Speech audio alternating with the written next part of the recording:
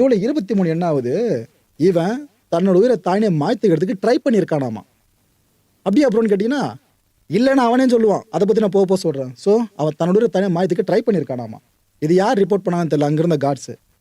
இதுக்கப்புறமா இந்த சூசைட் வாட்ச்னு சொல்லுவாங்க. இட் மீன்ஸ் சிறைக்குள்ளே இருக்கிறவங்க உளவியல் தாக்கம் கருதி ஏதாவது பண்ணிக்க போகிறாங்க, இதனால் அவங்கள மற்ற கைதிகளை விட நீங்கள் அதிகமாக ஃபோக்கஸ் பண்ணி பார்க்கணுன்னு சூசைட் வாட்ச்களை கொண்டு வருவாங்க. அந்த வாட்ச்களை ஒன்று கொண்டு வந்தாச்சா, இதுக்கப்புறம் சைக்காலஜிஸ்ட்டை வர வைக்கிறாங்க.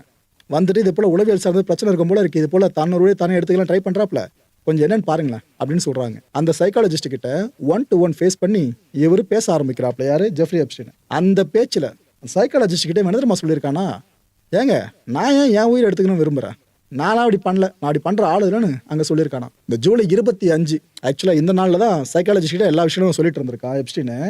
அப்போ மேலதிகமாக என்ன சொல்லியிருக்கான், எனக்கு வாழணும்னு ஆசை இருக்குங்க, எனக்கு நல்லா தெரியும் இந்த கேஸை நான் ஃபுல்லாக ஃபைட் பண்ணி அதுக்கப்புறம் வெளியே வரதெல்லாம் முடியாத காரியம் தெரியும், இருந்தாலும் எனக்குன்னு ஒரு வாழ்க்கை இருக்கும்ல, அதை நான் வாழணும்ல, எனக்கு வாழ ஆசையாக இருக்குன்னு அவங்கக்கிட்ட சொல்லியிருக்கானா. ஆக்சுவலாக இவன் சொன்ன எல்லாத்தையுமே அந்த சைக்காலஜிஸ்ட்டு ரிப்போர்ட்டில் பதிவு பண்ணியிருக்காங்க.